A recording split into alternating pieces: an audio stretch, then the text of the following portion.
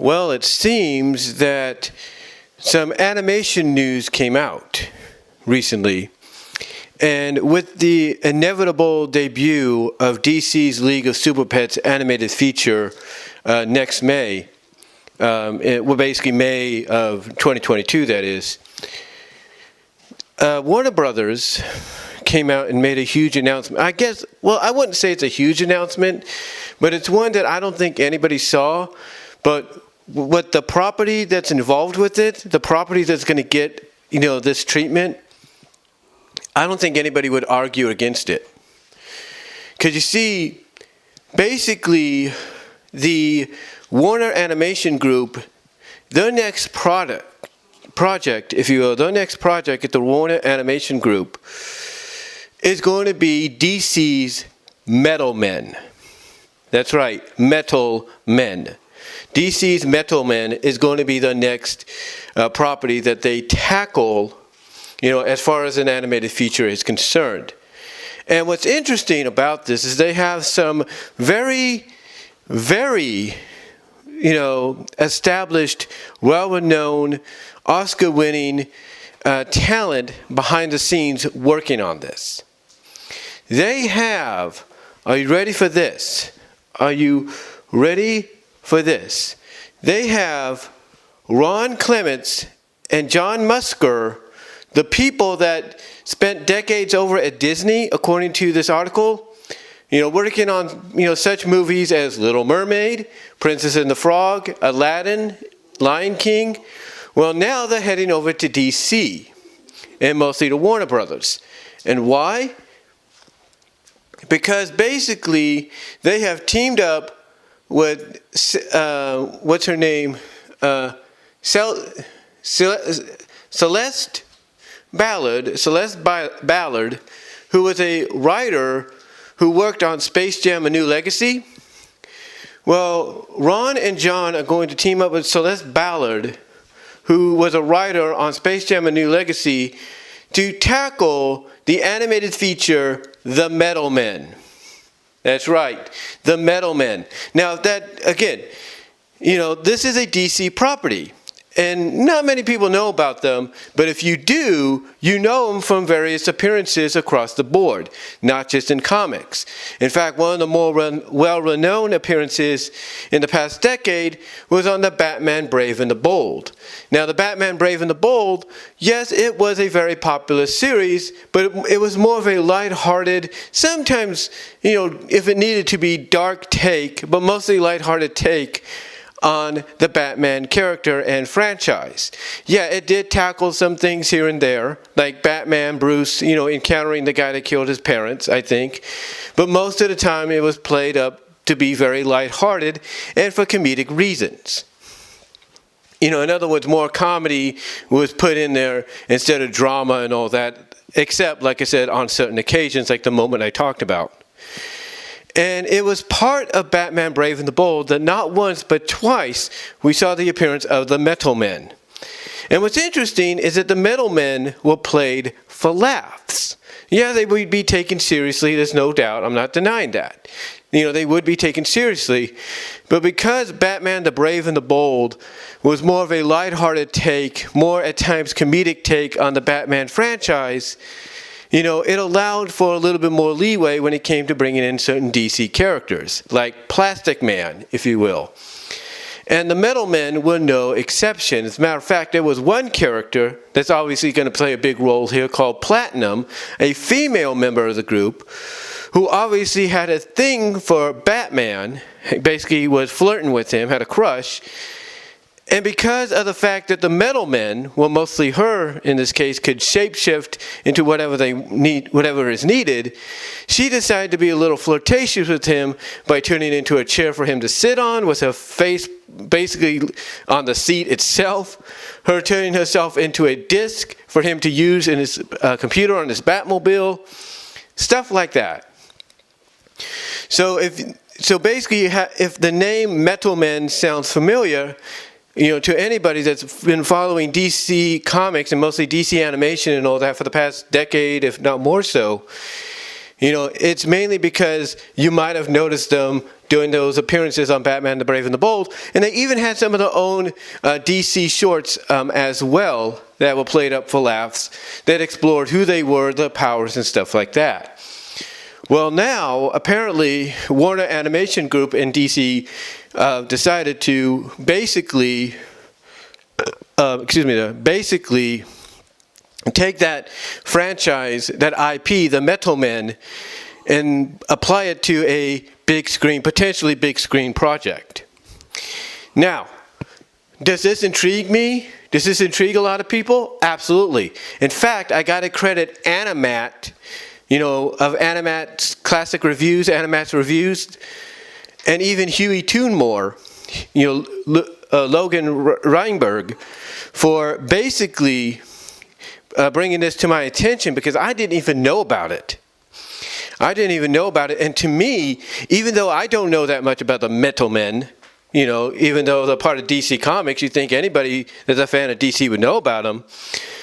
Even I feel that the potential for this to be a big time deal, as far as being an animated feature that everybody can watch and have fun with, the potential that it has with that is endless. It's unlimited. It really is. And to me, it really plays up as being potentially something along the lines of very comedic. Like we know League of Super Pets, coming out in May, it's going to have its moments. It's going to have its drama. It's going to have its dark moments. But mostly it's going to be a family-friendly animated comedy, superhero comedy, right? So we know the main basis is going to be comedicness. It's going to be humor. And I think the Metal Men, like I said, if you saw their appearances in Batman Brave and the Bold, as well as their shorts, as well as any other appearances they've made in through the DC universe, depending on comics or whatever, then that they, especially the premise, the origin, definitely can be played up for comedic reasons. Especially if one of the characters, like Platinum, plays up or has their ability to shapeshift played up to the zenith 10th level, if you catch my drift. But let me kind of stop right there and let me read you the article that Animat and Huey Toonmore provided. Let me read you guys the article here. All right? Let me read you the article as I get a little light. It's starting to get dark around here. It's about 4:32 p.m. Pacific time. But let me read you the article. This is an article they got.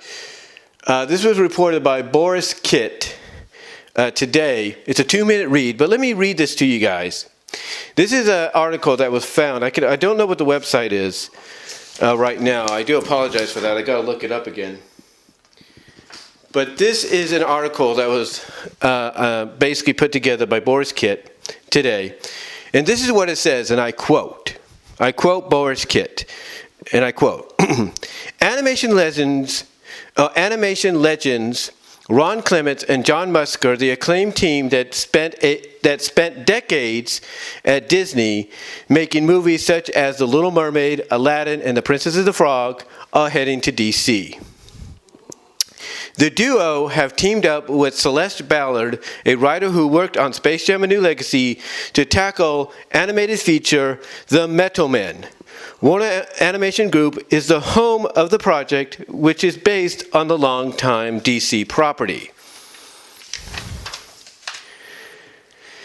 Clements and Musker are producing and have written the treatment for the film, which they are eyeing to direct.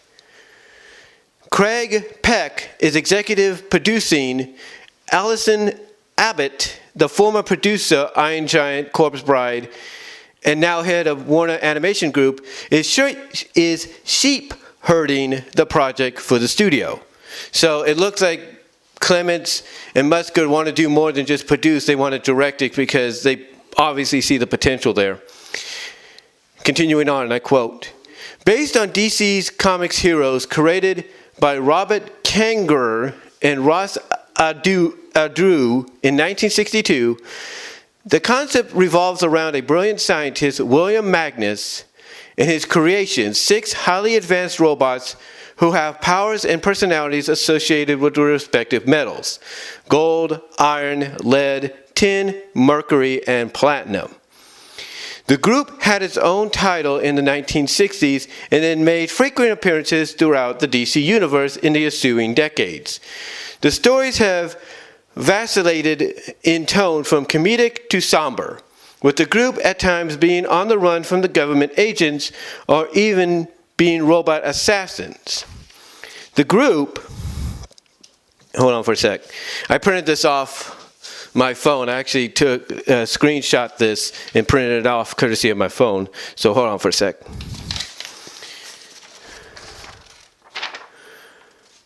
Okay, here we go.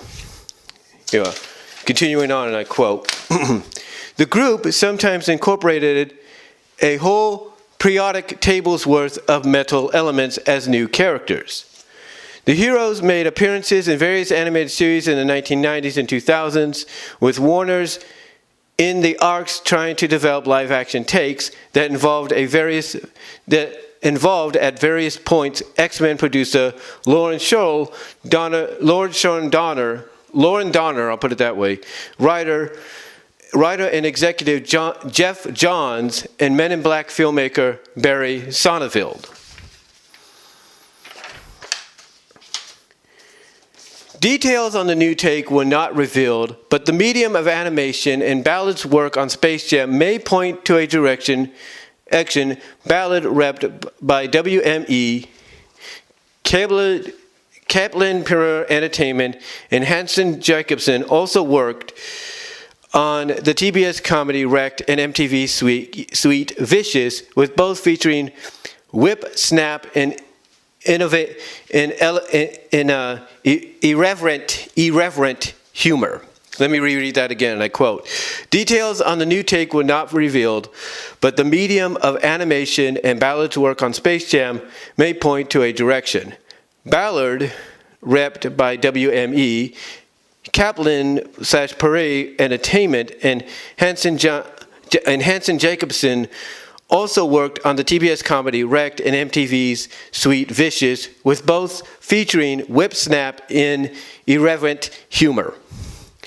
Clements and Musker's vast CVs have seen them act as writers, directors, and producers on some of the biggest and most influential Disney movies of all time, some featuring now iconic princesses and song numbers, including the back-to-back hit of 1989's Little Mermaid and 1992's Aladdin movies that led to the great Disney comeback in the 1990s.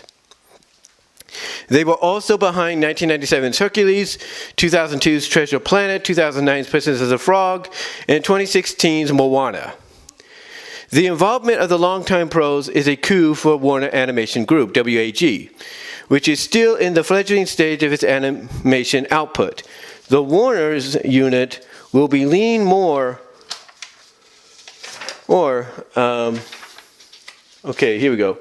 The Warner's unit will be leaning more heavily on the DC brand as it grows, and next up has DC's League of Super Pets hitting theaters in May of 2022. So what this tells me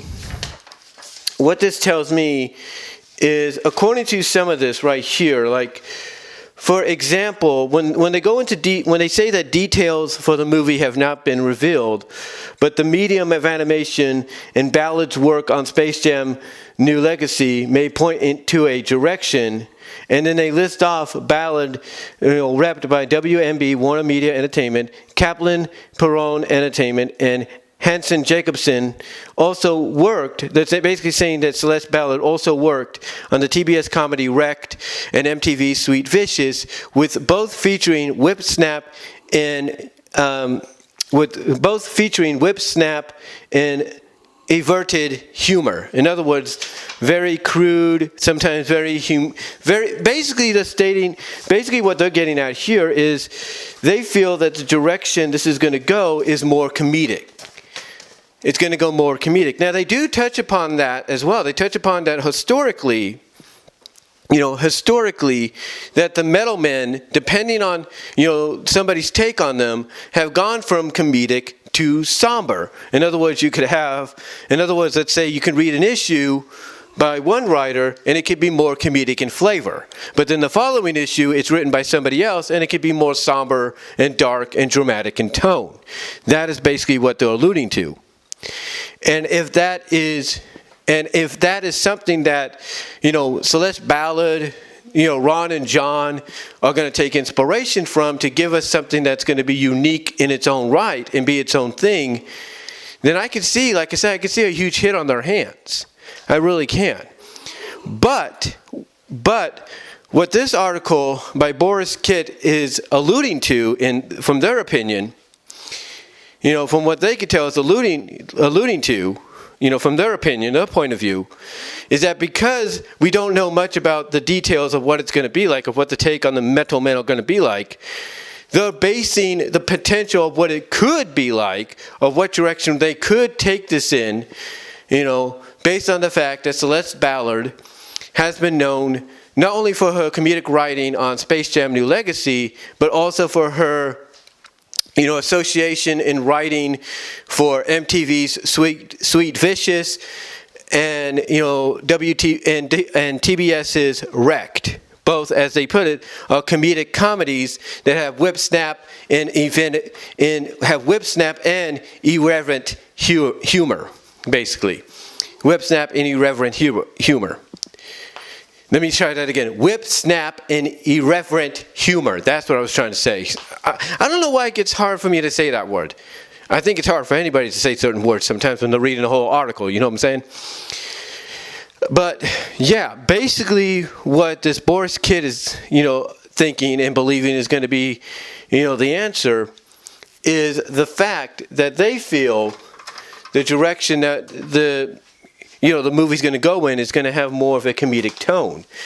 Now, they're not saying, flat out that that's what's going to happen. They're just basing, the possibility, of that being the case because of, like I said, Celeste's writing on Space Jam: New Legacy, her association in writing for TBS's Wrecked and MTV's Sweet Vicious, and the comedic humor, the irreverent and whip snap humor that was involved with them. That's what they're basing all of this on. Now, they could be right. They potentially could be right that that's kind of the movie we will get, that we will get a very comedic, mostly comedic take on the Metal Men. Like I said, if you seen, let's say, their appearances in Batman the Brave and the Bold, then you kind of have an idea that, especially if you take a character like, let's say, Platinum, who was very flirtatious with Batman and shapeshift herself into a lot of things that, like a seat with her face, like a chair with her face on the seat for him to sit on it and all that, if you kind of get that gesture, or her being a disc and all that, I could see the comedicness being played out very well with that character. Like, I could see characters like Platinum, maybe being somewhat of the, I guess you could say, what's the word? Comic relief. I could see them being like the comic relief of the group in the long run. Even if they're female, even if she's the only female in the group, I could see her, and I say this with all due respect, no offense, I could see her being played up for comedic relief because of the fact that, one of her abilities, along with the rest of the group, is to be able to shapeshift. And if they want to and if this does go in that direction, which this Boris Kitt is alluding to, or they feel it's heading in, then I could see them honestly going that route. I could see them, I could see them doing that. I can honestly see them having someone like Platinum play a very comedic role, in the film, where she just, you could keep her, let's say, her flirtatiousness, if you will, but you could also have, like, her not just be flirtatious, but her have that fun-loving side to her, to where she just wants to embrace the ability she has. Like, she wants to shapeshift into whatever she can just for the fun of it, or for what she believes is, helping the team. So I could see them doing that. And again, I say that with all due respect, no offense. I could see them doing that. I really can. And and the same could be said for the other characters involved, like like iron and lead and gold and mercury, them. I could see that. I could see them doing that too. So I'm not against them going a very comedic route with these characters. I'm not. And I'm not against them going a mostly comedic route with the movie. Because in today's day and age, superhero films, a lot of people, the common complaint they have about them is they're taken too seriously. And, they don't really light up. They're not lightening up or anything. And, this is why a lot of people, love Shazam. They love Shazam because even though it did have its moments, it was mostly played as a superhero comedy. This is why they like Daredevil, both movies. Even though it has its moments, most of it's played up for humor, for satire. It's a superhero comedy, a raunchy superhero comedy at times, but still a comedy. And that's why people love it, because it lightens the mood. It doesn't take itself that seriously. So I could see, John Musker and Ron Clements and Celeste Ballard, I could see them giving us a mostly superhero animated comedy with these characters. I can. But, like I said earlier, I'm not going to deny the fact that it won't have its moments, because we know League of Super Pets is going to have its moments, even though it's going to be mostly played for laughs and stuff. We know it's going to have its moments. And I see the same here for the Metal Men. I can see that, honestly. But now the other question is, since we don't know much about the movie, what can we probably expect that could be part of it? Like, will there be any kind of changes, if you will? Well, we know, excuse me there. We know that basically a majority of the team is male. We know that. Last time we saw them. We know a majority of the team is male. But nowadays, and again, I say this with all due respect, no offense, we know that nowadays, sometimes an established male member of a group or, a male character overall will have either their race changed, the ethnicness changed, the race changed, or even have their gender changed. I mean, a good example of that is the fact that I don't know what's going on with it right now, what its status is, but a good example of that is the fact that one of the movies they're working on, one of the live-action DC movies they're working on, is, Plastic Man, a.k.a. Plastic Woman, because of the fact that the lead, as far as we know, from a superhero standpoint or superheroine standpoint, is going to be female. We know that. We know that the character, just based off what they're saying, we know that the lead character is going to be female. Thus, the assumption is that lead female character is going to be the elastic character that gets the Plastic Man or Plastic Woman-like powers. So we know that's happening. We know that's in the works currently, if not in development still. So we know that's happening. So I would not put it past them to equal out the team, or at least create more diversity, gender diversity, in the team. Because Platinum, she's female, from what we could tell. But all the other characters like Gold, Iron, Lead, and Mercury, they're all male. So I could see Platinum, staying female. That's a no-brainer. But I could also see the last one I just mentioned, called Mercury. I could see Mercury going from male to female. I could see that happening. So if I'm going to guess as to if we're going to get any, gender change for the characters, as far as the group is concerned, to kind of even things out, I think we're going to have 3 males and we're going to have 2 females, and those females are going to be Platinum and Mercury. That's what I think is going to happen. I really do. But, yeah, if they're going to go, but yeah, if what is being, assumed here it has any truth to it or has any, prophet, kind of looking into the crystal ball, looking into the future kind of, truth to it, then yeah, based on, what Celeste Ballard has done, writing-wise, her writing credentials, yeah, I could see her, I could see Ron and John all working together and going in a comedic route. I can see that. Now, if Ron and John both get their way, if they both get their way and they're able to not only produce the film but also direct it, then I could see them saying, yeah, we'll go the mostly comedic route, but we need moments. We need our human moments, if you will. We need those human, relatable moments for these characters. And I could see one of the characters, maybe Mercury, maybe Platinum, maybe Iron, Gold, Lead. I could see one of them probably thinking, what would it be like, or wishing to be more like a human, more flesh and blood. Like they like what they got, but, as the old saying that people used to joke about with Disney and the Disney princesses, they could possibly direct and write in something that says, hey, this character wants more than just to be a living, gyroid or cyborg or whatever you want to call it, metallic being. They want more to it. They want to know what it's like to be flesh and blood. So they could play that concept in there, and that could be part of the human moments. That could be your somber human moments.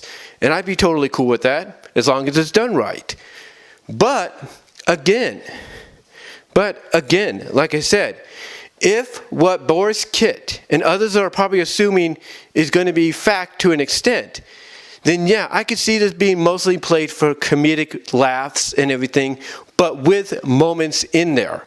Because like I said, with the League of Superhero Pets, I could see having moments in there. We're going to have moments in there. There is no doubt about that. There is no doubt about that. But as far as, the main, directive of the film, the main, genre, if you will, movie genre, I could see it being an animated superhero comedy. I really can. I really, really can. And, I can't say any more than that. Again, like they said, we don't know much about the details.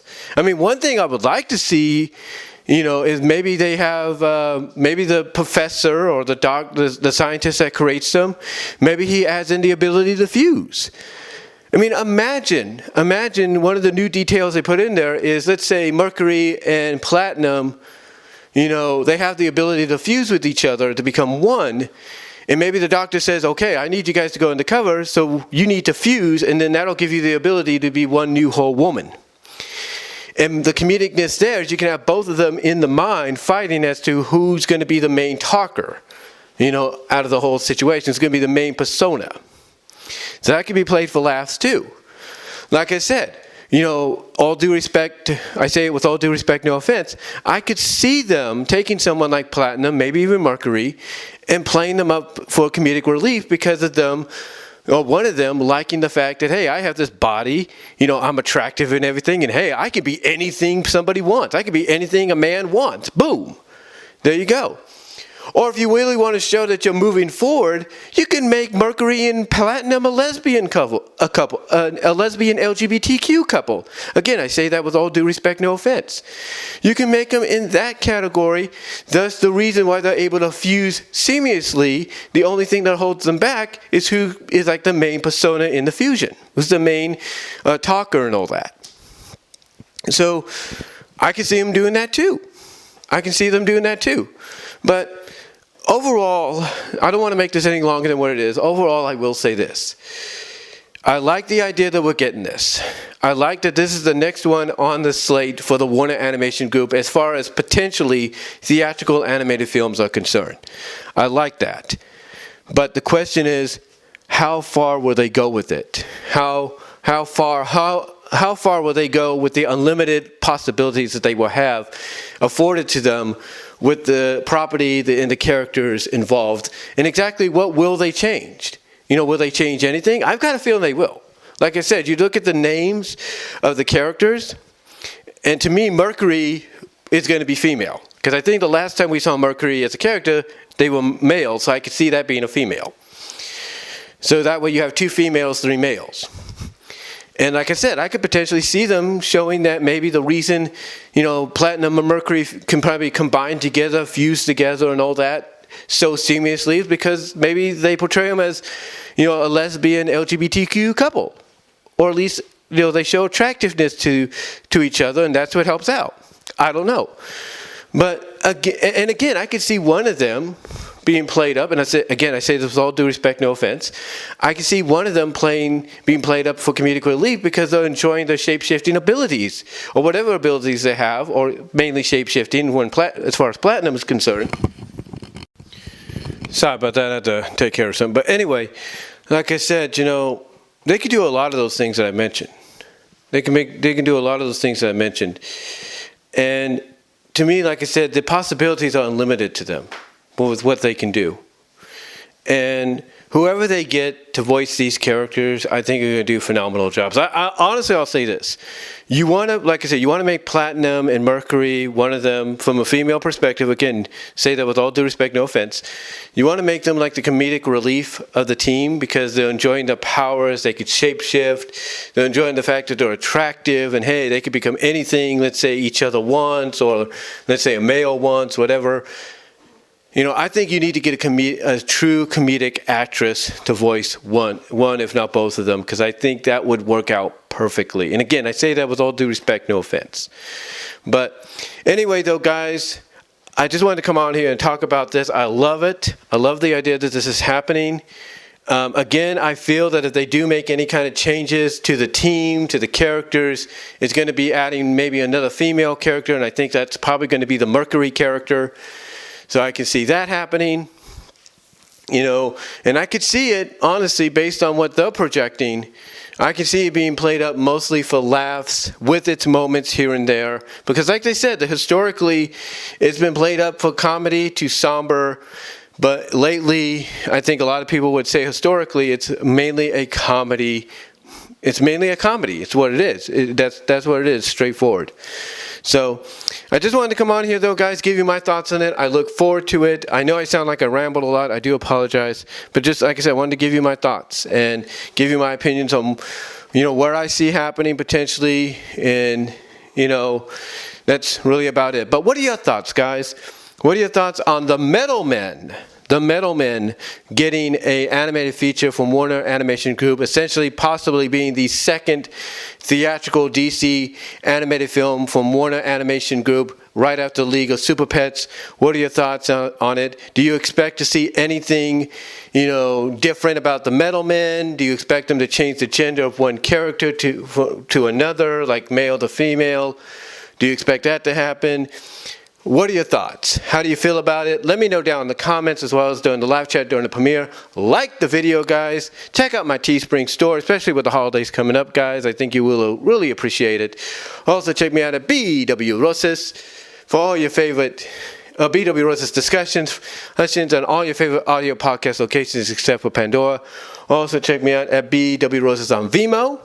Also, check me out at patreon.com/bwrosas to help support me there at the $1 or $3 tiers. And check me out at Venmo at Brian-Walmer-2. So until next time, guys, again, give me your thoughts on this, and I'm out.